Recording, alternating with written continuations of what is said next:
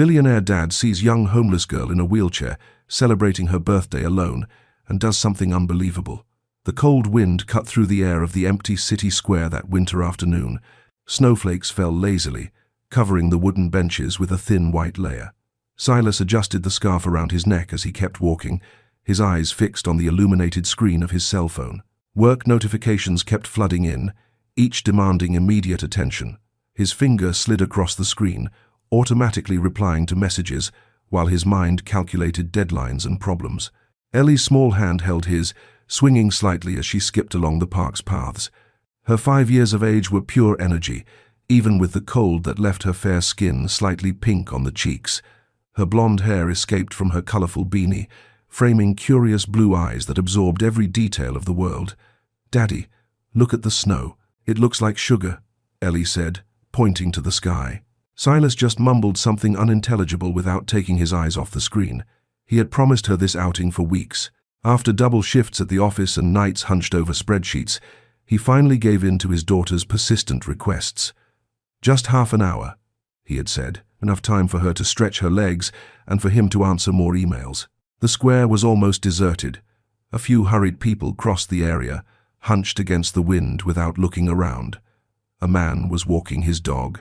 An elderly couple shared a bench under the protection of a leafless tree, and Silas, only physically present, mentally absent. That's when Ellie stopped abruptly. Silas nearly tripped over her, his eyes finally leaving the bright screen. "Daddy," Ellie pulled on the sleeve of his coat insistently. "Look," there was something different in her voice. It wasn't the usual excited tone of a child. It was something more serious, almost adult-like. Silas looked up and followed the direction Ellie's small finger was pointing. On the other side of the square, partially hidden under a tree with bare branches, was a girl in a wheelchair. She looked to be about 16 or 17 with blonde hair falling in waves over her shoulders. She wore a faded blue coat that seemed too large for her thin frame. Beside the wheelchair, there was a small bag of belongings and an empty cup for donations. In her lap, there was a small open package, revealing what looked like a cupcake. A single pink candle stood out in the center, not yet lit. The girl was struggling with a lighter that refused to work. Her hands trembled, perhaps from the cold, perhaps from nervousness. She tried once, twice, 3 times, but the flame wouldn't form. "She's alone," Ellie observed, her voice low and thoughtful. Silas looked around, expecting to see someone approaching, maybe family or friends who had stepped away for a moment. But there was no one, just the girl, the wheelchair, her few belongings, and that small cake with a solitary candle. "It's her birthday," Ellie concluded with the straightforward logic of children, but nobody came. Silas felt a tightness in his chest. How long had the girl been there? The sky was already beginning to darken, and the temperature was dropping quickly. "Let's go, Ellie. It's getting late, and can we celebrate with her?" Ellie interrupted, her blue eyes fixed on her father, full of innocent hope. Silas hesitated. They were strangers. Wouldn't it be intrusive? Maybe the girl preferred to be alone. Maybe she was waiting for someone. Maybe, "Please, Daddy," Ellie insisted, pulling his hand. Nobody should have to blow out their candles alone. It was such a simple sentence, but it carried such a profound truth that Silas felt something inside him give way. For a moment he saw the scene not through his cautious, detached adult eyes, but through Ellie's eyes, pure without prejudice, just seeing someone who needed company. Silas put his phone in his pocket. "You're right, sweetie," he said, smiling for the first time that day. "Let's go." They crossed the square, their steps leaving prints in the freshly fallen snow. As they approached, the girl in the wheelchair looked up. Her eyes, an almost transparent blue, widened slightly in surprise. Silas stopped a few feet away and smiled gently. "Hi," he said. "Can we celebrate with you?" The surprise on the girl's face was evident. She looked from Silas to Ellie as if trying to understand if they were serious. Ellie took a step forward with the confidence only children possess. "It's your birthday, isn't it?" The girl seemed to hesitate, as if she wasn't used to unexpected conversations. "Yes," she finally answered, her voice low and clear. "It's today. I'm Ellie, and I'm 5 years old," the little one announced, approaching without fear. "And this is my dad, Silas." Silas nodded, feeling strangely nervous. "Sorry to intrude. My daughter noticed you were celebrating." The girl looked down at the small cake in her lap and gave a shy smile. "It's not really a celebration," she said. "I just wanted to mark the day, I guess. I'm Josie." "Nice to meet you, Josie," Silas replied. "Is your lighter not working?" Ellie asked, pointing to the object in Josie's hand. "I think it's out of fuel," Josie explained. "So, or maybe it's the wind. My dad has one," Ellie exclaimed, looking hopefully at Silas.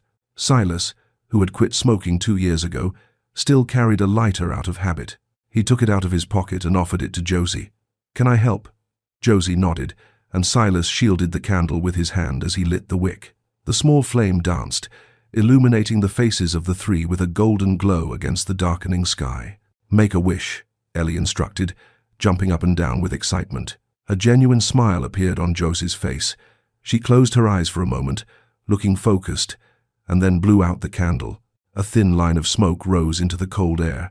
"Happy birthday." Ellie clapped her hands. "Thank you," Josie replied, her smile more relaxed now. She picked up a plastic knife and began to cut the cake. "Would you like a piece?" "It's not much, but we'd love some," Silas answered, surprising himself with the sincerity in his voice. Josie distributed the cake on paper napkins she took from her bag. It was simple, probably bought with the few coins she had managed to collect during the day, but in that moment, under the darkening sky and the gently falling snow, it seemed perfect. They ate in silence for a few moments. Ellie, with chocolate at the corner of her mouth, smiled between each bite. Silas watched Josie discreetly, noticing the way she kept her back straight, how she spoke politely, how her eyes seemed to alternate between joy and distrust, as if she wasn't used to unexpected kindness. He also noticed the dirty fingernails, the dull hair, the subtle signs of someone living on the streets. "How old are you today?" Ellie asked, her natural curiosity breaking the silence. 17, Josie answered. "Wow, you're so big," Ellie exclaimed, making Josie laugh. "When I turn 17, I'm going to have a giant party with lots of balloons." "That sounds wonderful," Josie commented, her eyes shining with something Silas couldn't identify. Longing, perhaps, or just the reflection of the lamppost light that had just turned on. They talked for a few more minutes about the cold, about the snow, about simple and safe things. Josie answered Ellie's innocent questions with patience and gentle smiles. Silas contributed occasionally, but mostly he observed the interaction, touched by the ease with which his daughter built bridges where adults saw walls. When the cake was gone and night had truly fallen, Silas realized it was time to leave. Ellie seemed reluctant, but the cold was deepening, and her nose was already red. "We need to go," he said softly. "It's getting too cold for Ellie." Josie nodded, understanding. "Of course. Thank you for stopping by." There was so much unsaid in that simple sentence. "It was a pleasure to meet you, Josie," Silas said, feeling the words were inadequate, but not knowing what else to offer. "Happy birthday," Ellie declared, taking a small step forward and, to everyone's surprise, giving Josie a quick hug. "Your cake was delicious."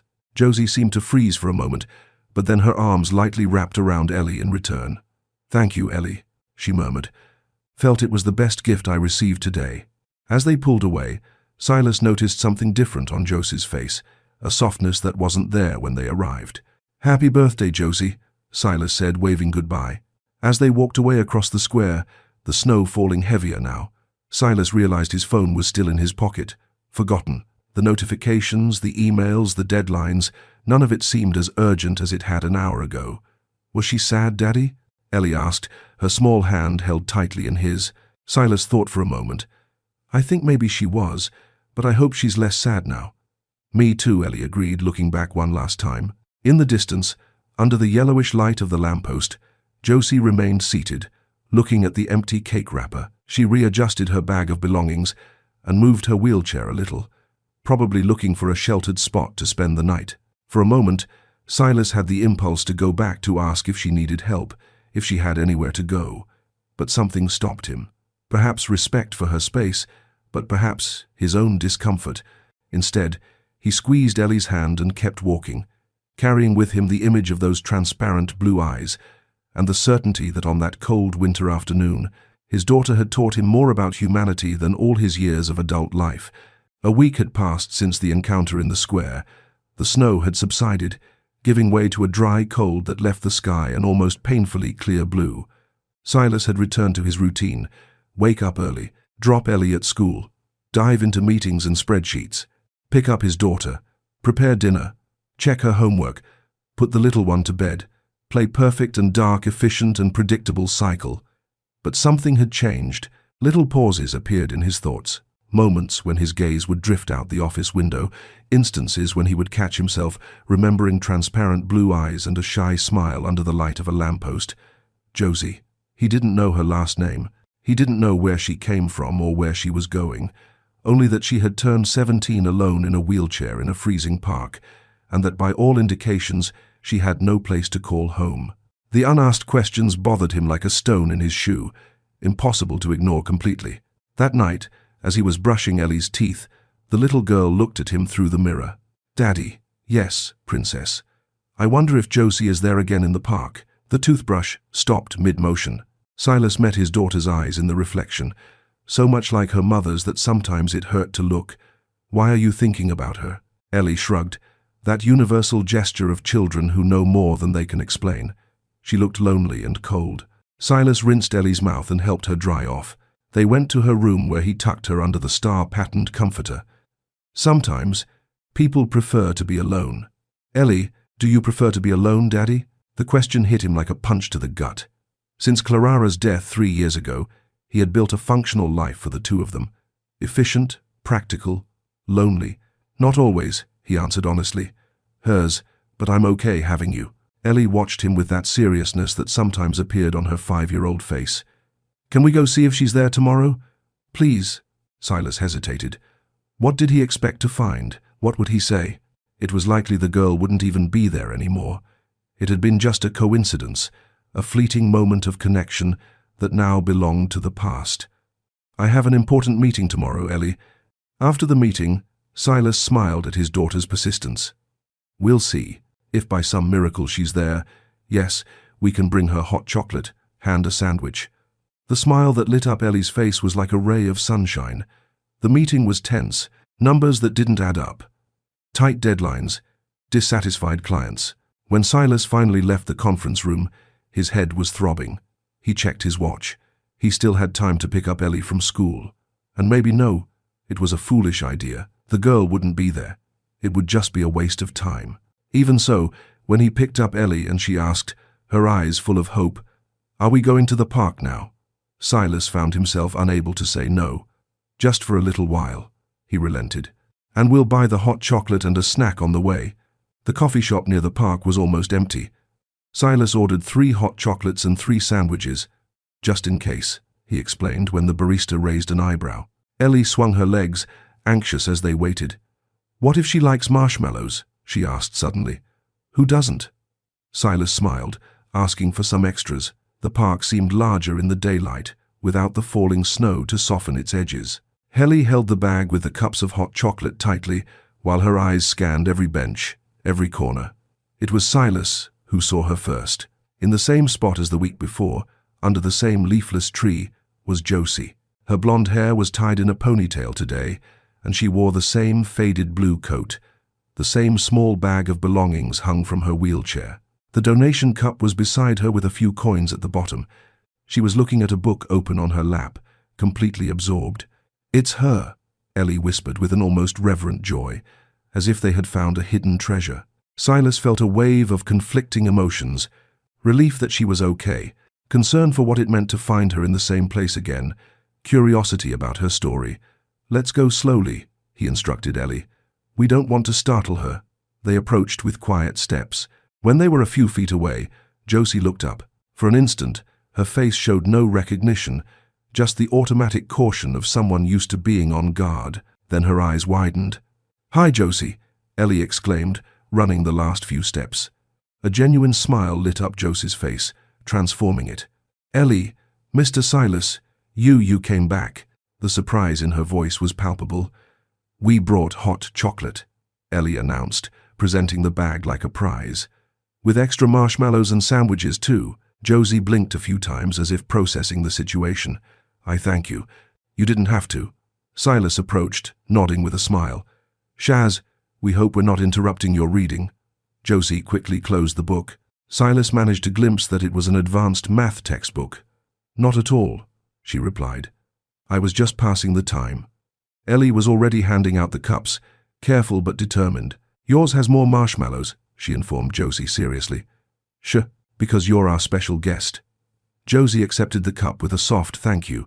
Her fingers were red from the cold, Silas noticed. Her nails, though dirty, were short and neat, a sign of someone trying to maintain dignity even in difficult conditions. You really shouldn't have, she said. But her eyes said something else, a deep gratitude for a simple gesture. It's no trouble, Silas assured her, sitting on the bench next to her wheelchair. Ellie immediately climbed up beside him, swinging her legs. Josie held the sandwich as if it was something precious, taking small, slow bites, clearly savoring every mouthful. Silas noticed how she ate methodically, like someone who doesn't know when their next meal will be. For a few minutes, they just ate in a comfortable silence. Ellie had a chocolate and marshmallow mustache that made Josie smile every time she looked. So Silas finally began searching for the right words. Do you come here often? It was a mundane question, but Josie seemed to consider it seriously. Almost every day, she replied. It's quiet. People usually leave me alone, and some are kind and leave a few coins. Except for us, Silas noted with an embarrassed smile. Who came back to chat? You're different, she said. And there was something in her voice, a certainty that surprised Silas. Ellie, finishing her hot chocolate, looked at Josie with curiosity. Where do you live, Josie? A brief flash of tension crossed the girl's face. She took a sip of her chocolate and, as if buying time in different places, she finally answered, I don't have a permanent address right now. Silas felt his heart ache. The implications were clear, but he didn't want to press her. And your family? Ellie continued with the innocence only children possess. Josie looked away, her eyes fixed on a distant point. I lost my parents 3 years ago, she said, her voice controlled, as if reciting a fact she had learned to say without breaking. It was a car accident. I was in the back seat. The silence that followed was heavy. Silas felt the familiar pain of loss echo in his own chest. I'm so sorry, he said, knowing the words were inadequate. Josie nodded, accepting the sympathy without drama. That's when she made a vague gesture toward the wheelchair. Spinal cord injury, they said. I was lucky to survive. Lucky. Silas knew that kind of luck, the kind that left you alive to feel the pain of absence. And since then, he asked carefully. Josie shrugged, a studiedly casual gesture. I stayed with my aunt for a while, but she drank a lot and couldn't handle all this. Again, the gesture to the chair, so I left. I've been getting by ever since. On the streets, Silas couldn't hold back the question. In shelters when there are openings, in subway stations, sometimes people let me stay on a couch for a few nights. She tried to smile. It's not as bad as it sounds. But it was. Silas knew. It was exactly as bad as it sounded. Maybe worse. A teenager in a wheelchair with no family, sleeping wherever she could. My mummy went to heaven too, Ellie said suddenly, her small hand finding Josie's. She got really sick. Daddy says she became a star. Josie looked at Ellie, surprised, then at Silas. There was a new understanding in her eyes, the recognition of a shared grief. I'm sorry about your mum, she said softly to Ellie. Sometimes I get sad, Ellie continued, but Daddy hugs me tight and it gets better. Silas felt his eyes sting. Clara had died when Ellie was only 2, an aggressive cancer that showed no mercy. Sometimes he wondered how much Ellie actually remembered, and how much was from the stories he told, to keep her mother's memory alive. Who hugs you when you get sad? Ellie asked Josie, with the direct logic of children. Josie blinked rapidly, caught off guard by the question. I hug myself, I guess, she replied, trying to keep her tone light. Joe, I'm good at it. Ellie frowned, clearly unsatisfied with the answer. Can Josie come with us, Daddy? We can hug her when she gets sad. The question hung in the air like an ice crystal, fragile, shimmering, and potentially dangerous. Silas saw the alarm in Josie's eyes, the sudden tension in her shoulders. Ellie, we can't just…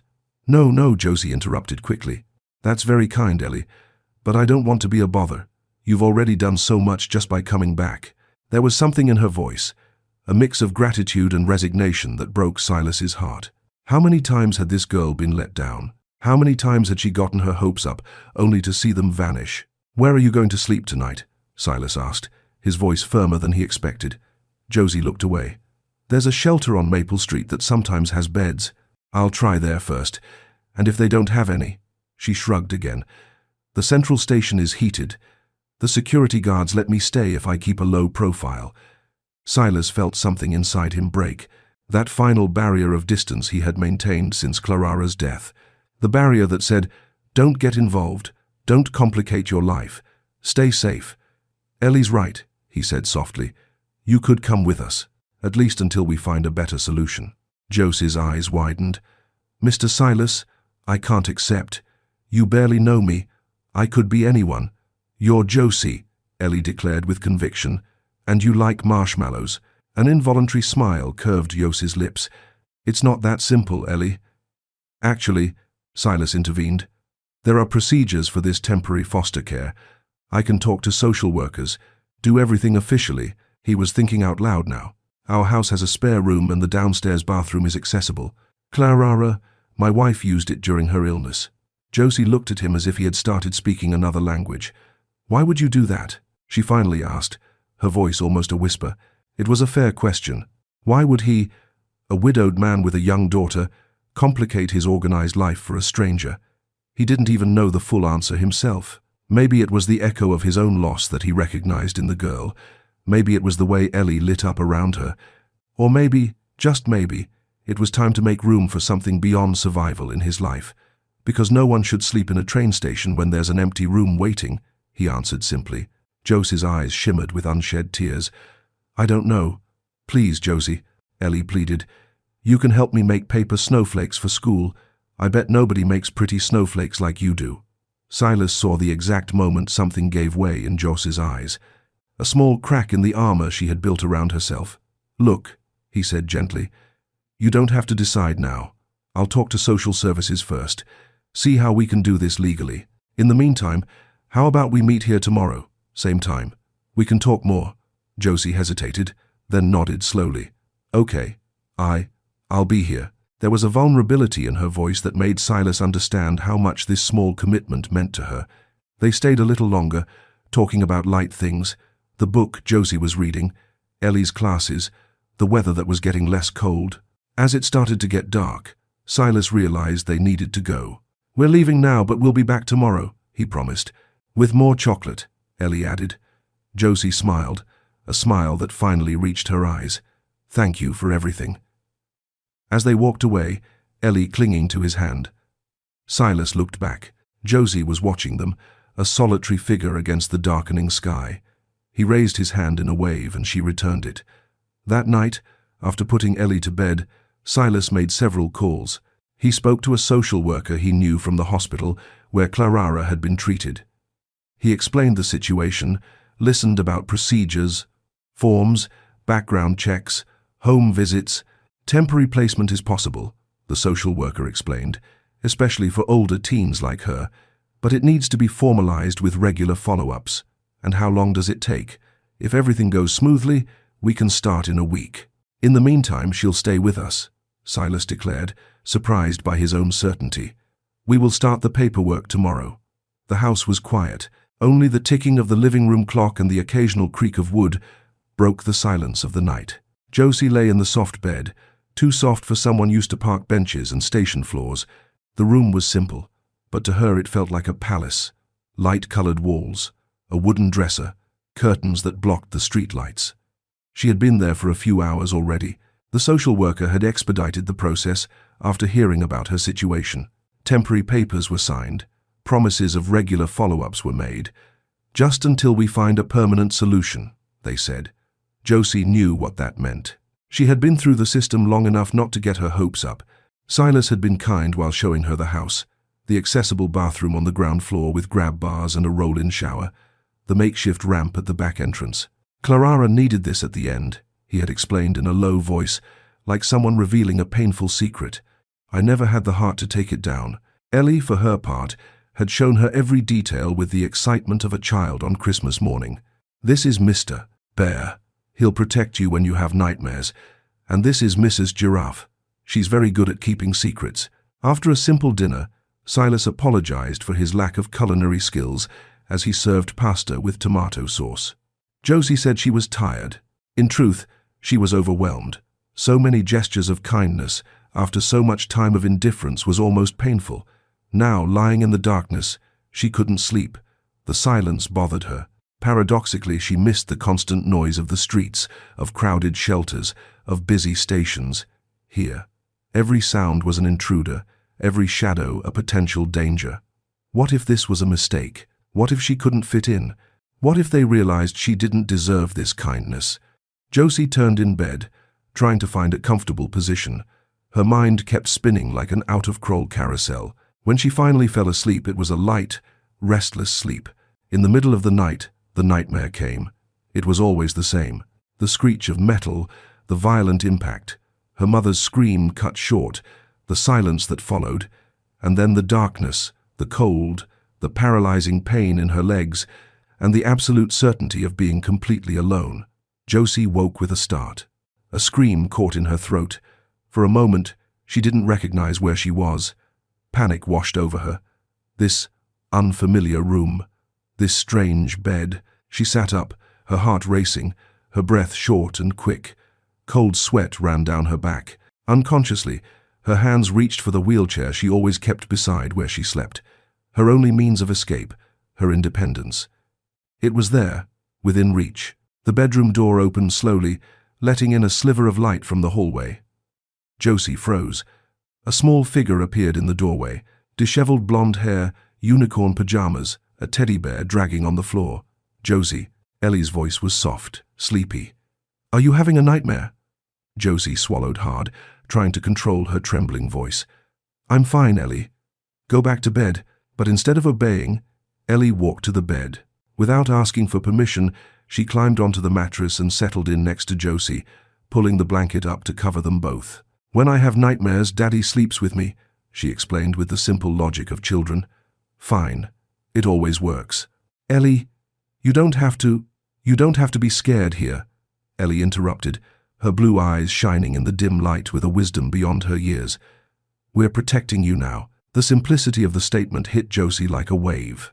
Something inside her, a wall carefully built over years of survival, trembled dangerously. Ellie, oblivious to the turmoil of emotions she had caused, simply closed her eyes and snuggled closer, the warmth of her small body radiating like a miniature sun.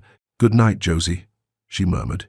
Josie remained still for a long moment, unsure of what to do. Then slowly she lay back down. Beside her, Ellie was already breathing deeply, back in the peaceful sleep of childhood. The gentle weight of the child next to her was strange, but not unpleasant. It was like a kind of anchor, something that kept her present, that stopped her mind from wandering to dark places. Gradually, Josie's breathing synchronized with Ellie's, her tense muscles relaxed, and for the first time in a long time, she slept without dreaming. When the morning light filtered through the curtains, Josie opened her eyes slowly. For a moment of disorientation, she didn't recognize where she was. Then the memory returned.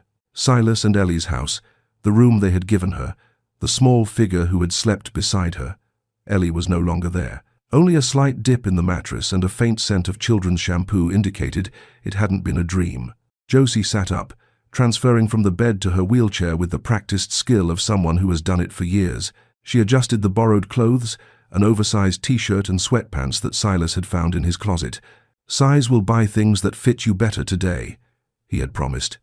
She rolled down the hallway, still unsure about her freedom of movement in this strange house. She stopped at the kitchen doorway, observing. Silas had his back to her, making coffee. Ellie sat at the table, drawing with colored pencils, her tongue sticking out between her teeth in concentration. It was such a normal domestic scene that Josie felt like an intruder, peeking through the window of a world she didn't belong to. As if sensing her presence, Ellie looked up. "Josie," she exclaimed with genuine joy. "Daddy, Josie's awake." Silas turned around, a coffee mug in his hand and a smile on his face. "Good morning. Did you sleep well?" There was something in his voice, an absence of judgment, a quiet acceptance that made Josie relax a little. "Yes, thank you," she replied, hesitantly entering the kitchen. "I made pancakes," Silas informed her, pointing to a plate on the table. "Are they not works of art? But Ellie guarantees they're edible." "They're the best pancakes in the whole world," Ellie declared solemnly. Josie smiled, maneuvering her chair to the table. "They look delicious." Breakfast passed in light conversation. Silas explained that he would work from home today to help Josie get settled. I need to go to the office tomorrow, but we can see how things go. Ellie is at school until 3. I don't want to disrupt your routine, Josie began, but Silas held up a hand. You're not disrupting anything. It's an adjustment, that's all. After breakfast, while Silas washed the dishes, Josie explored the house slowly. It was modest, but comfortable. A living room with worn sofas, a small dining room, Silas's room, Ellie's, and what was now hers. Photos of Clara, a blonde woman with a radiant smile, clearly the source of Ellie's features, decorated some of the walls. The house wasn't perfectly adapted for a wheelchair, but it was navigable with some effort. Some doorways were too narrow. Some hallways required careful maneuvering, but compared to the streets, the makeshift shelters, the subway stations, it was a palace. Do you like our house? Ellie asked, appearing at her side like a little shadow. Josie hesitated, then nodded honestly. That's very nice. It can be your house too, Ellie offered with the uncomplicated generosity of children. We have room. Josie smiled but didn't answer. It was too soon for such promises. The day passed in small adjustments. Silas moved some furniture to create wider passages for the wheelchair. Together, they made a list of things Josie needed. Clothes, toiletries, school supplies. The social worker mentioned, "We could look into you going back to school," Silas commented casually. In the middle of the afternoon, while Silas worked on his laptop in the dining room, Ellie dragged a toy box over to Josie. "Want to help me put these away?" she asked. "Hi, Daddy says I need to tidy up before dinner." It was a simple, even childish task, but Josie realized what it really was. An invitation to participate, to be useful. "Of course," she replied. "How do you organize them?" Ellie explained her elaborate system. Dolls with dolls, cars with cars, blocks by color. Together they began to sort and put them away. The conversation flowed naturally. "This is Mr. Rex," Ellie informed her, showing a green plastic dinosaur. "He only eats vegetables because he's a vegetarian." Josie smiled. "A vegetarian T-Rex? That's new. He decided to stop eating other dinosaurs because he felt sorry for them," Ellie explained seriously. "Now, he only eats broccoli." "Wise decision," Josie commented, holding up a small triceratops. "And this one? Who's this?" "That's Toby. He's Mr. Rex's best friend. They had a fight once, but they made up." "What did they fight about?" Josie asked, genuinely interested in the story's logic. Ellie thought for a moment. Mr. Rex took the last piece of cake without asking. "Oh, that's serious," Josie agreed. "But then he said sorry and shared his broccoli with Toby, and they became best friends again. Sometimes sharing is the best way to make friends," Josie observed. Ellie looked at her with wide eyes. "You're very smart, Josie." The simplicity of the compliment caught her off guard. "Thank you, Ellie." They continued to organize and the conversation flowing between topics. Ellie's friends at school, their favorite colors, stories about the toys. With every minute, Josie felt something inside her slowly thawing. When the box was almost empty, Ellie picked up a small joke book. "Want to hear a joke?" she asked, her eyes shining. "Sure. What did the 0 say to the 8? Josie thought for a moment. "I don't know." "Nice belt." Ellie burst out laughing. It took a second for Josie to get it. Then the mental image formed, the 8 as a 0 with a belt in the middle. And she laughed. Not a polite laugh, but a genuine one that came from deep within her chest. From the table, Silas looked up, surprised by the sound. It was the first time he had heard Josie laugh like that. "I have another one," Ellie exclaimed, excited by the reaction. "Why is the math book always sad?" "Why? Because it has too many problems." Josie laughed again, and this time Ellie joined her. Their laughter filled the room, creating a bubble of joy that seemed to push away the shadows. When they stopped laughing, Ellie looked at Josie with sudden seriousness. "You have a pretty laugh," she declared. "You should laugh more." Josie felt a lump in her throat. "I'll try," she promised softly. The rest of the afternoon passed in small shared activities. Josie helped Ellie with her homework, simple addition that the little girl found super hard. They shared a snack, jelly sandwiches that Ellie insisted on making by herself, resulting in more jelly on her hands than on the bread. In every interaction, Josie discovered that her wheelchair wasn't the obstacle she feared. The house wasn't perfectly adapted, but she found ways to navigate, to adjust, to participate, and more importantly, Ellie treated her with a refreshing normality. No pity, no discomfort, just natural acceptance. By the end of the day, as they ate the pizza Silas had ordered, Friday is pizza night, Ellie informed her with authority. Josie realized she had spent hours without thinking about running away, without planning her next move, without worrying about where she would sleep or what she would eat.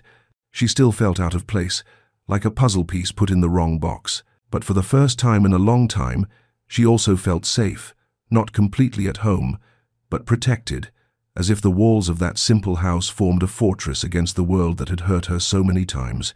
When Silas asked how her day had been, she answered honestly, it was good.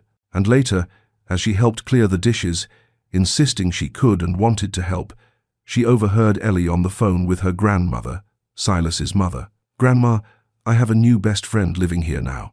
Her name is Josie, and she can do funny voices for the toys, and she knows math jokes." Best friend. The words echoed in Josie's mind. She glanced at Silas, who was drying a glass, pretending not to listen to his daughter. Their eyes met briefly, and he offered a small smile, not of pity, not of charity, but of understanding. Nothing was said, but everything was felt. That night, when she lay down in the same strange bed, Josie realized it didn't feel so strange anymore. The silence was no longer oppressive, but calm. The shadows weren't threats, just shadows. She still didn't know how long this would last. How long until the social worker found a permanent place? How long until Silas and Ellie realized what an inconvenience she was? But that night, for the first time in 3 years, Josie fell asleep without fear of tomorrow. The social worker's office smelled of stale coffee and paper. Sandra Jenkins, a middle-aged woman with deep dark circles under her eyes and a tight bun, sorted through a pile of folders while Silas waited, sitting in the uncomfortable plastic chair. It was already his 3rd visit in 2 weeks. She asked to hear it is. Sandra murmured, pulling out a folder too thin to contain the 17 years of Yossi's life. The case of Josefina Mackenzie. Silas nodded, trying to hide his impatience. Outside, the grey sky threatened rain. He wanted to get this sorted out and head home before the weather got worse. "How are things going?" Sandra asked, adjusting her glasses as she leafed through documents. "Good," Silas answered honestly. "She's settling in. Ellie adores her." Sandra looked over her glasses, her eyes tired, but sharp. "And you? How are you handling all of this?" Silas thought before answering. In the past few weeks, his carefully constructed routine had been completely upended. Schedules adjusted, space reorganized, responsibilities multiplied. But there was something else, too. A new energy in the house, a purpose that went beyond mere survival. "I'm good," he said finally. "Jay, better than I expected, actually." Sandra nodded as if confirming something she already suspected. "The temporary placement is working." "Then that's good." She closed the folder and laced her fingers over it. "But we need to discuss the next steps." Silas sat up straighter in his chair. This was what he had come to find out. "How much time do we have?" Sandra sighed, the sound of someone carrying a burden too heavy. "The temporary placement program initially lasts for 3 months, as you know, but the question is what happens after that? And what does happen?" Sandra pushed the folder aside as if to remove a barrier between them. "Silas, I need to be frank. Our system is overwhelmed. We don't have enough resources, enough staff, enough foster homes. Each case is just a number, unfortunately. And Josie, what's the plan for her?" Sandra hesitated. "We've tried to locate relatives. The aunt who initially took her in is in rehab for alcoholism. There are no other close family members we could find. So then, if nothing is done, when the temporary placement period ends, she will likely be sent to an institutional shelter." Silas felt a cold knot form in his stomach. A shelter? She's 17 inches a wheelchair and has been through severe trauma. A shelter is no place for her. Sandra didn't disagree. Unfortunately, it's what the system can offer. Older teenagers are rarely chosen for adoption, and with special needs. She let the sentence die, the meaning all too clear. How long would she stay there? Until she turns 18. After that, she didn't need to finish. After that, Josie would be on her own. Back on the streets, but now with an official stamp of adult. "That's absurd," Silas muttered, running a hand through his hair. She needs stability, education, support. She can't just be thrown into a shelter until she turns 18. And then nothing. Sandra watched him with a mixture of sympathy and resignation. Believe me, I agree with you, but I've been working in the system for 20 years, Silas. It's slow, it's bureaucratic, and it's drowning in cases. For every Josie, there are dozens of other children and teenagers in equally difficult situations. There must be alternatives, Silas insisted. Sandra leaned forward, lowering her voice even though they were alone in the room. Choice. There are two alternatives, actually. The first is formal adoption. The second would be to extend the temporary placement indefinitely, but that requires approvals, regular evaluations, and it's complicated. Silas nodded slowly, processing the information. How long would an adoption process take? Sandra sighed again. Normally, months, maybe a year. The system is slow and bureaucratic, Silas completed. I get it. A heavy silence settled between them. Outside, the rain began to fall, thick drops hitting against the office window. Look, Silas, Sandra said finally. I can see you care about Josie. That's rare and valuable, but I need you to understand the reality to the system. She's just another number, a difficult case to place, a statistic about to age out of the spreadsheets. The words were harsh, but Silas knew they were true. He had seen enough of the world to understand how institutions could fail the individuals they were meant to protect. What if, he began, hesitant, what if I wanted to adopt her? Sandra's eyebrows rose slightly, the first genuine show of surprise he had seen from her. You would seriously consider that? Silas hadn't planned on asking that question, not consciously at least, but now that the words were out, he realized the idea had been growing in him for weeks. Yes, he replied, surprised by the firmness in his own voice. I am. Sandra studied him for a long moment. That's significant, Silas. It would be a huge responsibility. You're a single father. You already have Ellie. I know that. I'm not deciding this on an impulse. Sandra nodded, acknowledging his seriousness. Damn, if that is truly your wish, I can start the process. But I need you to know it will still take time. There will be home visits, psychological evaluations, background checks, financial analysis. I'll do whatever it takes, Silas declared, but I'm not going to let her go to a shelter only to be abandoned on the streets again. Something shifted in Sandra's gaze, a flicker of respect, perhaps even hope. Take these forms, she said, pulling a new folder from a drawer. Read them carefully. Talk to Josie about this. She's old enough to consent and her opinion is legally relevant. And think very carefully, Silas. This would change your life permanently. Silas took the folder, feeling the weight, literal and figurative, of the documents. Thank you, Sandra. She smiled. A tired but genuine smile. It's people like you who keep me going in this job, you know, even after seeing so much wrong with the system. Silas didn't know what to say.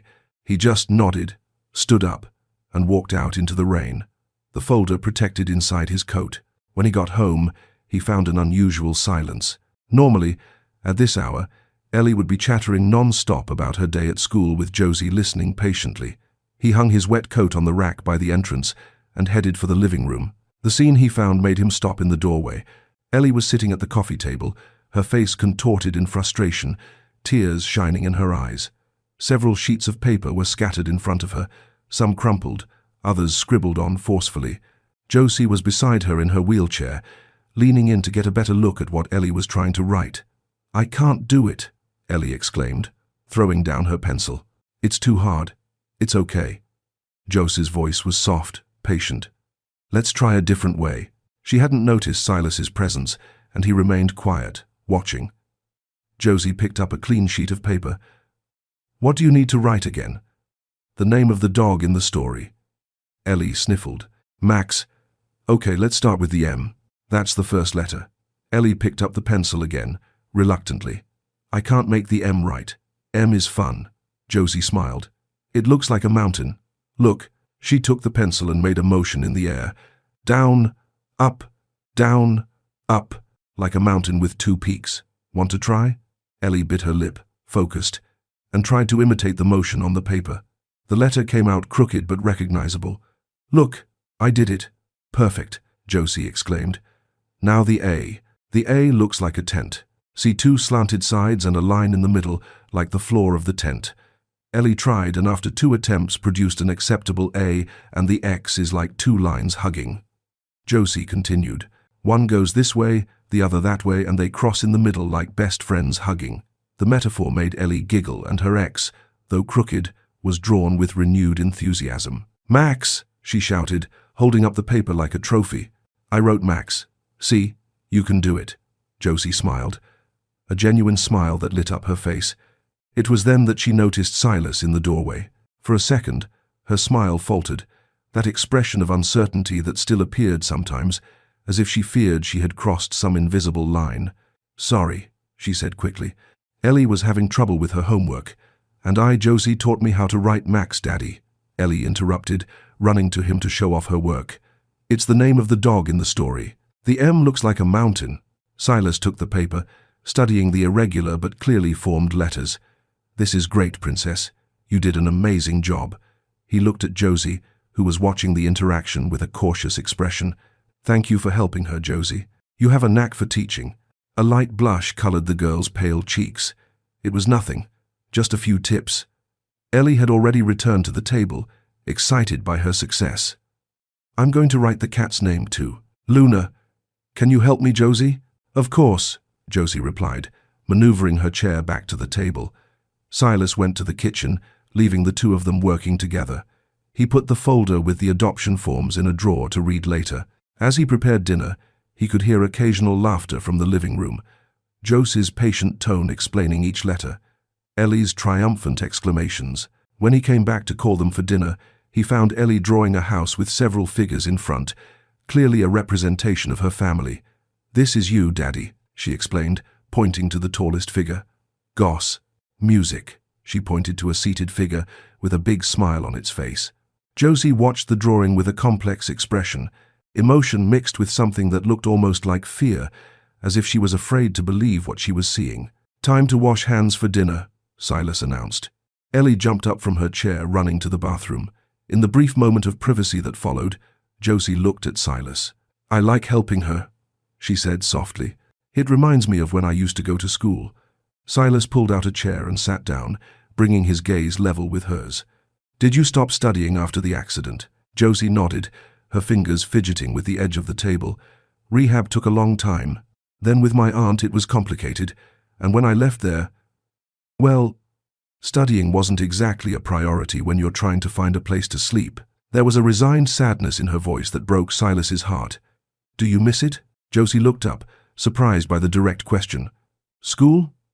"Yes, She hesitated, as if confessing a desire was dangerous.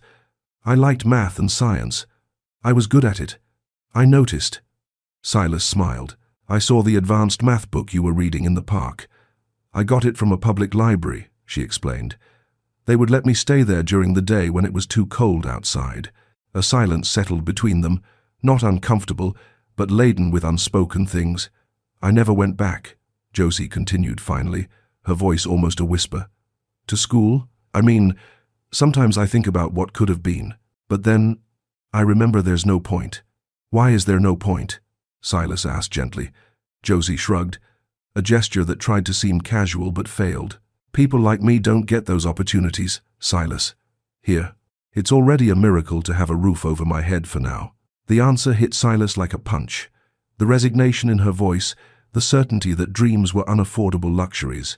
It was everything he had seen in Sandra's office, personified in the girl before him. He wanted to say so many things in that moment, that she deserved more than just to survive, that her brilliant mind shouldn't be wasted, that people like her deserved every opportunity in the world.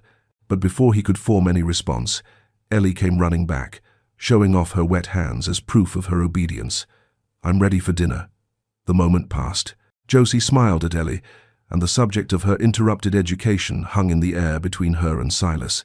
An unfinished conversation, an important revelation. During dinner, Silas watched Josie interact with Ellie, answering her random questions with patience and intelligence. He saw how she simplified complex concepts so a 5-year-old could understand. He saw the light in her eyes when she explained something new, and he made his decision. Later, after both of them had gone to sleep, Silas sat at the kitchen table and opened the folder Sandra had given him. Pages and pages of forms, requirements, processes, a system designed to be exhausting to test the determination of anyone who dared to navigate it. Slowly, methodically, he began to fill out the first form. Full name, Silas Robert Donovan. Marital status, widower. Occupation, financial analyst. Intent, permanent adoption of Josephina Mackenzie. Somewhere in the house, a clock ticked away the hours. Outside, the rain continued to fall, and in the light of the small kitchen lamp, Silas was charting the beginning of a new path for all of them. The night was well advanced when Silas finally allowed himself a moment of rest. The house was quiet. Ellie had been asleep for hours, curled up in her star-patented blankets, hugging Mr. Bear. Only the lamplight illuminated the dining room table, where stacks of financial reports formed small towers of paper. He rubbed his tired eyes. The quarterly report needed to be reviewed by tomorrow, and the numbers just weren't adding up. There was a discrepancy somewhere, small but persistent, that he couldn't find no matter how hard he tried. Silas reached for his coffee mug, only to find it empty.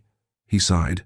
One more cup, and he would give the numbers one last look before calling it a night. On his way to the kitchen, he noticed a line of light under Josie's bedroom door. He paused, hesitant. It was late, almost midnight. He knocked softly. "Josie, everything okay?" There was a brief sound of movement, and then the door opened. Josie was in her wheelchair, wearing a pair of Silas's borrowed pajamas, far too big for her slender frame. Her blonde hair was tied in a messy ponytail, and there was a pen behind her ear. "Sorry," she said immediately. "Did I make noise?" No, Silas assured her. "I just saw the light. Can't sleep." Josie shrugged, a gesture he now recognized as her way of downplaying important things. "I'm finishing some exercises. Those textbooks you brought from the library. They're really good." Silas smiled. The week before, after discovering Josie's interest in math, he had visited the public library and returned with a stack of high school textbooks. Josie had received them with a mix of surprise and restrained joy. "You don't have to apologize for studying," he said. "I'm just worried about the time. It's late. I know. I'll go to sleep soon." She hesitated, looking down the hallway. "Are you still working?" "Yeah, quarterly report. It's a headache." Something sparked in Josie's eyes. Curiosity, perhaps. Trouble with the numbers. Silas chuckled softly. "Always, but this one is particularly annoying. Something isn't adding up." Josie bit her lip as if deciding something. "Hi, can I take a look? Sometimes a fresh pair of eyes helps." Silas hesitated. The reports contained confidential company information. On the other hand, they were just numbers on a spreadsheet. No specific context, no client names. "Sure," he decided. "Why not? 2 heads are better than 1. Josie smiled, one of those rare smiles that lit up her entire face, and maneuvered her chair out of the room. In one hand, she held a spiral notebook filled with organized notes in her neat handwriting. At the dining room table, Silas cleared some papers to make space for Josie. She placed her notebook aside and looked at the scattered spreadsheets. "What exactly are you looking for?" "There's a discrepancy of almost $3,000 between the projected and actual balance. I can't figure out where the mistake is." Josie nodded, absorbing the information. Her eyes scanned the rows of numbers with an intensity that surprised Silas. It wasn't the lost look of someone trying to understand. It was the methodical gaze of someone who knew exactly what they were looking for. "May I?" she asked, pointing to one of the main spreadsheets. "Be my guest." Josie pulled the paper closer, tracing the columns with her finger. Her lips moved silently as she did mental calculations. After a few minutes of silence, as she frowned, "This number is different." She pointed to a cell in the middle of the page. "Wasn't it supposed to match the one above?" Silas leaned in to get a better look. Josie was pointing to a line for March's operating expenses. "What do you mean?" "Look, in the previous report, the operating expenses for March were $28,455.6, but in this new report, they're listed as $25,571. The difference is $2,885. Silas quickly grabbed the previous month's report, checking the numbers. His heart raced as he confirmed Josie was right. Somehow the value had been changed from one report to the next. "My God," he murmured, "you found it." "The difference is exactly the amount that's missing." Josie smiled shilly. "Fun. It must have been a typo when they transferred the data." Silas shook his head and impressed. I spent 3 hours looking at these numbers and didn't notice that. How did you see it so quickly? Josie shrugged again, but there was a faint blush on her cheeks.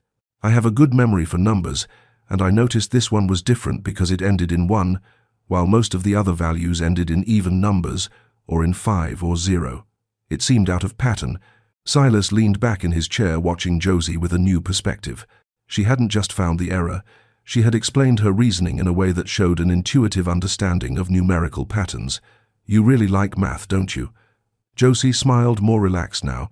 I've always liked it. Numbers are predictable, reliable. 2 plus 2 will always be 4, no matter what's happening in the world. There was something profound in that simple observation, the search for certainty in a world that had been so unpredictable and cruel to her. You're very good at it, Silas commented, genuinely impressed. What else do you like to study? Physics, she answered without hesitation. Chemistry too, but mostly statistics. There's something about finding patterns in seemingly random data that's satisfying. As she spoke, her eyes came alive. The words flowed with confidence without her usual hesitation. It was as if when talking about numbers and patterns, Josie could momentarily forget all her other insecurities. Have you ever thought about college? Silas asked carefully. The light in Josie's eyes flickered. It's not realistic, she replied, her tone returning to resigned pragmatism. I need to finish high school first, and even then universities cost money. There are scholarships, Silas suggested. For people like me. The skepticism in her voice was palpable. For smart, dedicated people with potential? Yes, for people exactly like you. Josie didn't answer, but Silas could see his words had touched something deep. She picked up her notebook and opened it, revealing pages and pages of math exercises, all solved with meticulous precision. Equations, graphs, complex problems, all organized impeccably. I've been trying to catch up, she explained, turning the pages. I think I'm almost where I should be for senior year. Silas looked at the notebook, impressed not just by the amount of work, but by the quality. Each problem was solved with multiple methods, each solution tested and verified. This is incredible, Josie, she smiled, a small but genuine smile. Thanks for bringing the books. It means a lot. Silas felt something warm in his chest, a certainty, a conviction that went beyond the rational decision to help. This girl, intelligent, logical, detail-oriented, deserved every opportunity the world could offer. I'm going to do more than that, he promised. We're going to find a way for you to go back to school formally, and after that, who knows? The sky's the limit. Josie looked down, clearly uncomfortable with the idea of dreaming so big, but Silas saw something in her face, a spark of carefully guarded hope, like a small flame shielded from the wind. It's late, she said finally. I should let you finish your work. It's already finished thanks to you. Silas smiled. Now we can both get some sleep. As Josie maneuvered her chair back to her room, Silas remained seated, looking at the corrected report, but he no longer saw the numbers on the page. He saw a future uncertain, challenging, but possible for the girl who by some twist of fate had entered his life. Josie had talent. She had passion. She had the dedication that comes from someone who knows what it's like to lose everything. What she never had was an opportunity. That's going to change, Silas murmured to himself. A silent promise in the sleeping house. That is definitely going to change. Sandra Jenkins's office seemed smaller this time, as if the accumulation of files and folders had consumed even more space since Silas's last visit. The calendar on the wall showed that 3 months had passed since Josie entered their lives, the exact duration of the initial temporary placement agreement. I'm glad you came in today, Sandra said, adjusting her glasses as she pulled out the familiar folder. We really needed to discuss the next steps. Silas nodded, his face showing a quiet determination that wasn't present in his previous visits. This time, he didn't come with doubts or questions. He came with certainty. Actually, Sandra, I already know what the next step is. The social worker raised an eyebrow, observing him with interest. And what would that be? I want to start the adoption process or for permanent legal guardianship. Whatever is faster and safer for Josie. Sandra smiled, a genuine smile that softened the tired lines on her face. Fig figured that would be your decision. The follow-up reports have been extremely positive. She opened the folder and slid some documents towards Silas. Look, I'll be honest with you. It's possible, yes, but it's a process. It won't be quick or easy. I never thought it would be, Silas replied calmly. Tie permanent legal guardianship would probably be the fastest route considering Josie's age. She's less than a year from being a legal adult, and adoption.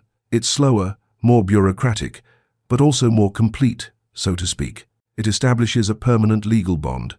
Josie would legally become your daughter with all the rights that implies. Silas absorbed the information, thoughtful, and the choice between the two options. Is it mine? Sandra leaned forward, resting her elbows on the desk. The choice is yours and Josie's. She's 17. Her opinion is crucial in this process. You need to decide together which path to take. Silas nodded. That was fair and in a way comforting. This was not a decision he should make alone. And how long would it take? Either option for permanent guardianship with an expedited process due to Josie's circumstances. Maybe 3 months for adoption. Probably 6 months or more. I see.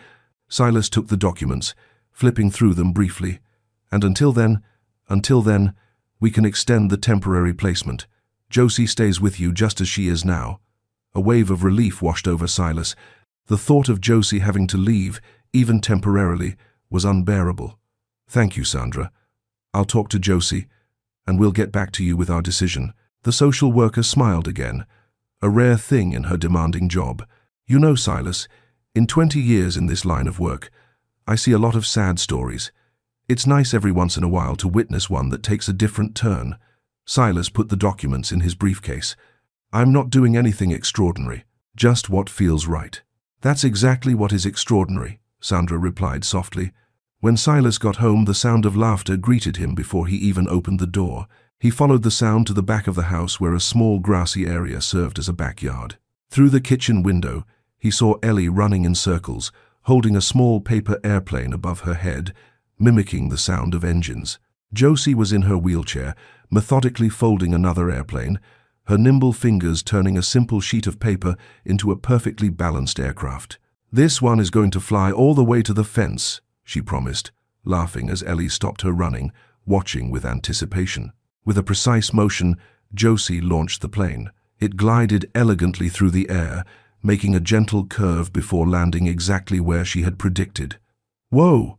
Ellie exclaimed, running to retrieve it. How do you make them fly so far? Basic physics, Josie explained, grabbing another sheet of paper. It's all about aerodynamics and the center of gravity. Ellie returned, handing the plane to Josie as if it were a treasure. Can you teach me how to make one just like it? Of course. Come here. Silas watched as Josie patiently showed Ellie how to fold the paper, explaining each step simply but without condescension. Ellie's little tongue poked out between her teeth as she concentrated intensely, determined to replicate each fold perfectly. The scene was so natural, so normal that for a moment, Silas forgot all the extraordinary circumstances that had led to this moment. He didn't see a traumatized teenager and a 5-year-old child. He just saw two sisters sharing a moment of uncomplicated joy. She's already part of our family, he murmured to himself. We just need to make it official. As if she had heard him, Josie looked up and saw him at the window. Her face lit up with a smile, not the cautious, restrained smile of the early days, but a genuine, unreserved one. Silas, come see the airplane Ellie made. He stepped out into the yard, and Ellie ran to him, holding her paper airplane like an Olympic trophy. Look, Daddy, Josie taught me. This is an F-16 superfolder. Silas laughed. I'm pretty sure that's not the official name. It's the name we gave it, Josie explained with a mischievous glint in her eyes. We've created a whole line of paper aircraft. Impressive. Can I see a demonstration? Ellie immediately assumed a serious posture like a test pilot.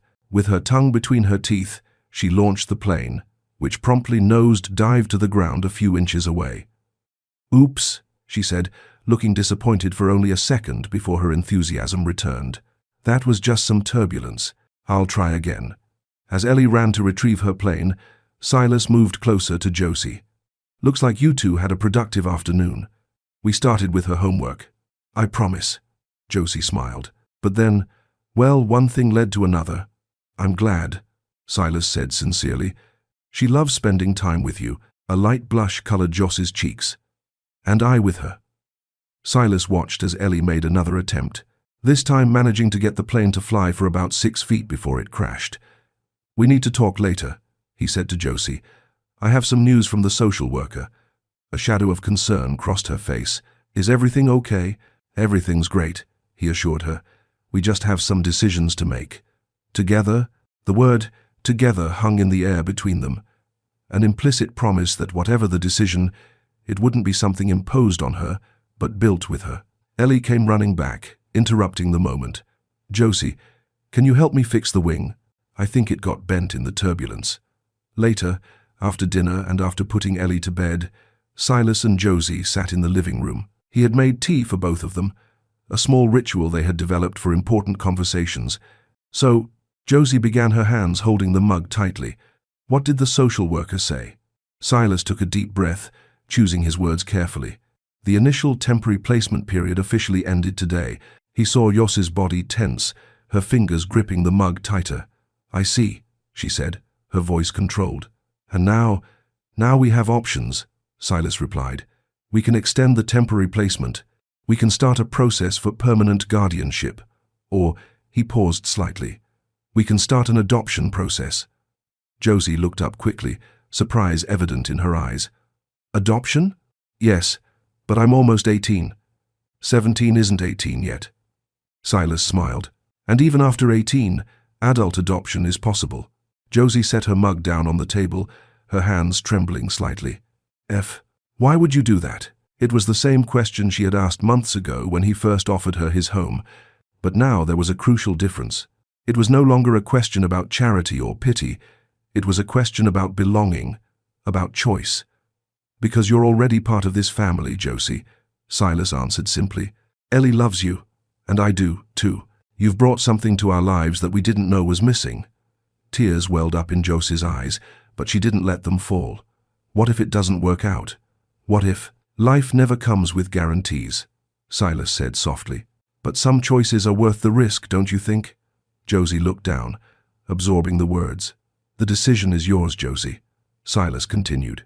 "Permanent guardianship, adoption, or just extending the temporary placement until you decide. There's no pressure, no rush." There was a long moment of silence. When Josie finally spoke, her voice was almost a whisper. "I never thought I'd have this again. Her family." "Well," Silas smiled. "Surprises happen." Josie nodded slowly, wiping away a stray tear. "I would like the adoption if you're really sure." "Absolutely." A smile lit up Josie's face, a smile that completely transformed her features, momentarily erasing all the invisible scars that years of struggle had left. "Thome. Then we'll start the process tomorrow," Silas said, feeling a lump in his own throat. And in the meantime, he stood up and went to his desk, returning with a folder. "I have another proposal for you." Josie looked on curiously as he opened the folder, revealing brochures and information about educational programs. "You're brilliant, Josie. I've seen how you help Ellie, how you understand complex concepts, how your mind works with numbers and patterns. You deserve the chance to develop that talent." He spread the materials on the table. "These are educational options, programs to complete high school, university prep, specific courses in math and science. In your own time, with whatever you want." He paused, holding her gaze. "Just don't stop dreaming." Josie looked at the materials, her fingers lightly touching the colorful brochures as if they were fragile treasures. "Can I really choose any of them or all of them if you want? We can start with tutors at home until you feel comfortable returning to a traditional school environment." Josie picked up one of the brochures, a distance education program with an emphasis on applied mathematics. "This one," she said, her voice gaining firmness. "I'd like to start with this one." "Excellent choice," Silas smiled. "We'll sign you up tomorrow." A new silence settled between them, not an uncomfortable silence, but one full of possibilities of futures being imagined.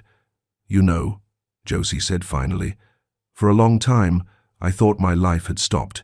In that accident, when I lost my parents, and when I lost my legs, I thought that was the end." She looked up, her clear eyes shining with a new certainty. "But it was just waiting for this, for you, for a second chance."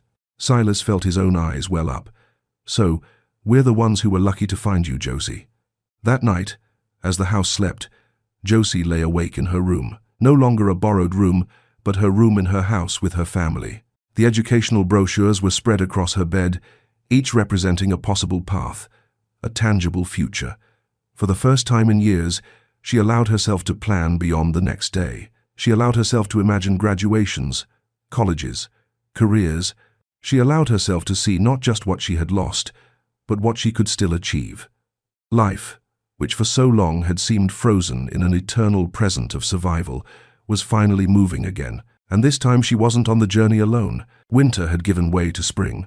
The dry branches of the trees in the square now sported small green buds, promises of leaves and shade for the warm months to come. The air was still cool, but the sun shone brighter, as if it had decided it was time to awaken the world. Here, it was right here, Ellie exclaimed, skipping around a specific bench under a tree that was beginning to blossom. This is where we found Josie, right, Daddy? Silas smiled, adjusting the picnic basket he was carrying. Yes, Princess, it was right here. Josie maneuvered her wheelchair to the bench, her eyes scanning the spot with a mix of emotions. Exactly 1 year had passed since that first meeting, a lonely girl trying to light a candle on a small cake, 2 kind strangers who stopped to celebrate with her. It feels like a lifetime ago, she murmured. It wasn't just an expression. The Josie from a year ago was almost unrecognizable to her now. That ragged, distrustful girl, resigned to solitude and daily survival, seemed like a character from a book she had read long ago. Silas placed the basket on the bench and began to take out the items. A colorful blanket he spread on the grass, plates, cups, napkins, and finally a bakery box that he handled with special care. All set? He asked, looking at them both. Ellie nodded energetically, her blonde curls bouncing. At 6 years old now, she had insisted on choosing her own outfit for the occasion. A blue dress with silver stars and colorful mismatched socks that no one had the heart to question. Can I get the flowers, Daddy? Please, please. Of course, but be careful not to crush them. Ellie ran to the basket and pulled out a small bouquet of daisies and sunflowers they had bought on the way. With the seriousness of someone performing a task of utmost importance, she arranged them around the blanket, creating a colorful circle. How to make it look pretty for the pictures, she explained, adjusting the last flower. Josie watched with a smile. Her blonde hair, once uncut and dull, now fell in soft waves over her shoulders. She wore a light blue blouse, her favorite color, and comfortable pants. On her wrist was a colorful beaded bracelet that Ellie had made for her. Let the official birthday ceremony begin, Ellie announced in a solemn tone that made both Silas and Josie hold back their laughter. With a dramatic flourish, Silas opened the bakery box, revealing a cake much different from the lonely little cupcake of the previous year. This one was round, covered with blue and white frosting, and decorated with small sugar stars. In the center, a single candle waited to be lit. Wow, Josie murmured, genuinely impressed. It's beautiful. I picked the colors, Ellie informed her proudly. And the stars too, because you said you liked looking at the stars. It was true. In recent months, Josie had developed an interest in astronomy, often staying up to watch the night sky from her bedroom window. Sometimes Ellie would join her, and together they would imagine stories about the constellations. It's perfect, Ellie. Thank you. Silas took a lighter from his pocket, the same one he had used a year ago to light the candle on Josie's small cake. It was no coincidence. He had purposely saved it for this occasion. Ready? They both nodded. He lit the candle, and the small flame danced gently in the spring breeze. Can I hold it? Ellie asked, holding out her hands. Carefully, Silas handed the cake to Ellie, who held it with intense concentration, tongue between her teeth, determined not to drop it. Toe, Josie, she instructed. You have to close your eyes, make a wish, and blow out the candle. Josie smiled, looking at the two of them. Little Ellie holding the cake with such dedication. Silas beside her, his face serene and present in a way she had never seen in adults before meeting him. I'm going to need a really good wish, she commented. The best wishes are the ones that are already starting to come true, Silas said softly. At least, that's what my mom always told me. Josie nodded, understanding. She closed her eyes, allowing herself a moment of reflection. A year ago, in this very spot, she hadn't allowed herself to wish for anything as she blew out her solitary candle. Wishes were dangerous luxuries for someone living on the streets. Too much hope hurt when it inevitably shattered, but now she opened her eyes, smiled, and blew out the candle. "Did you make a wish?" Ellie asked eagerly. "I did," Josie confirmed. "What was it?" "What was it, Ellie?" Silas intervened gently. "If she tells, it won't come true. Remember." Ellie pouted in disappointment, but quickly cheered up when Silas started cutting the cake. "Actually," Josie said as she accepted her slice, "I think I can tell this time." Ellie's eyes widened, impressed by such boldness. "Are you sure? It won't spoil the magic." Josie smiled, a smile that reached her eyes and lit up her whole face. "This time I wished for it to continue." She said simply, "For all of this, you, our family, this new life to continue." Silas felt a lump in his throat. Ellie, though not fully understanding the depth of those words, sensed their importance. "Saz, that's a very beautiful wish," she declared, taking a bite of her cake. They ate the cake amidst laughter and light conversation. Ellie talked about her new friend from school. Silas commented on how different the park looked in the spring. Josie talked about the stars she had identified the night before. When they finished, Silas took a small camera out of the basket. "I think we need to capture the moment, don't you?" "Yes," Ellie exclaimed, immediately jumping to Josie's side. "A picture of our family. Our family." The words spoken with the uncomplicated naturalness of a child made Josie's heart skip a beat. Silas set the camera's timer and placed it on the basket, then hurried to position himself beside the two of them. "Everyone together," he instructed, holding out his hands. "Hey, Bissell." Ellie took a hand from each of them. Josie, in turn, reached her free hand out to Silas. The three of them connected in an imperfect but complete circle. The flash went off, capturing the exact moment.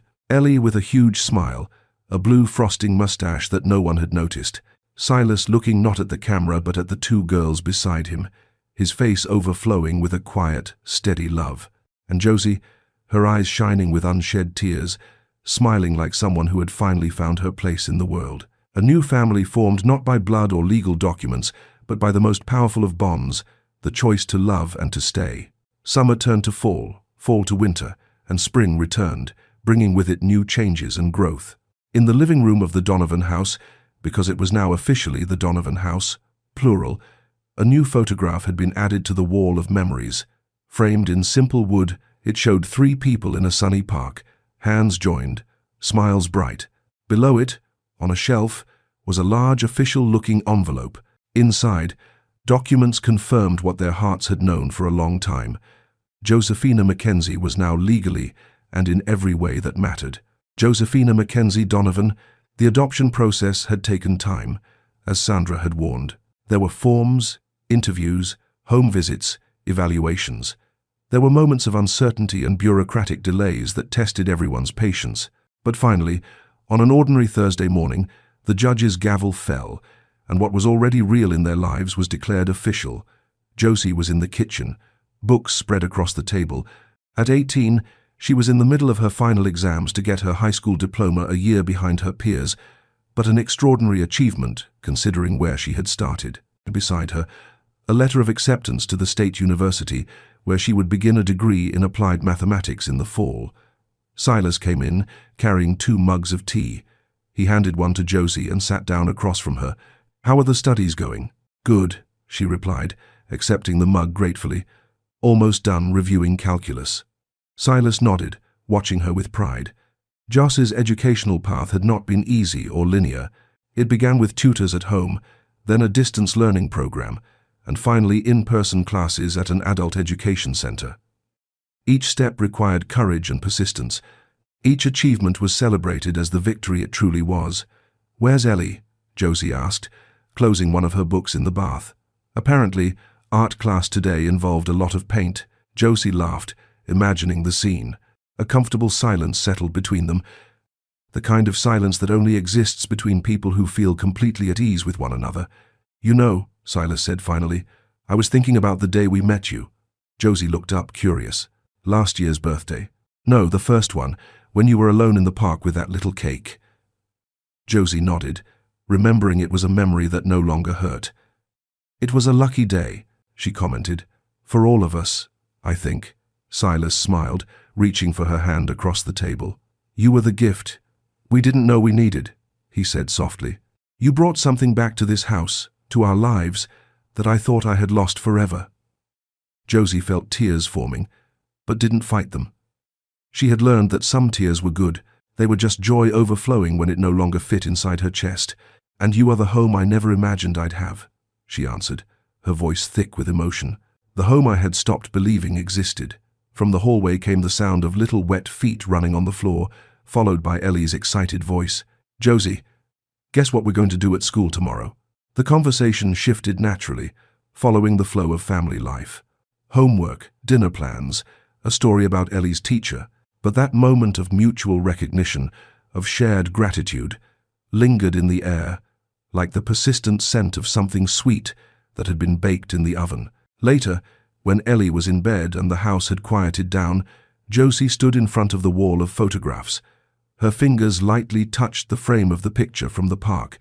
Her new birthday, her new beginning. The cycle had come full circle and gently. What began in that cold park with a small gesture of empathy had grown into something bigger and more enduring than any of them could have imagined. It wasn't a fairy tale ending, perfect and without problems. There were still challenges. Josie's studies, the occasional nightmares, Ellie's questions about her mother that grew more complex as she got older. Life was still life with all its complications, but there was something fundamental that had changed. None of them faced this life alone anymore. Whatever came, they would face it together. Three people who met by chance and chose to stay for love. In the city outside, other Josies waited in lonely parks. Other Silases and Ellies walked by, absorbed in their routines. Other encounters were waiting to happen. Other stories were waiting to begin. But this story, their story, had already found its way. Not an ending, but a continuous beginning. Renewed each morning when they woke up under the same roof, sharing the same last name, united by the same invisible and unbreakable bond that, for lack of a better word, we simply call family. If this story touched your heart, subscribe to the channel and turn on notifications so you don't miss the next ones. Leave a like because it helps this story get recommended to more people. See you in the next.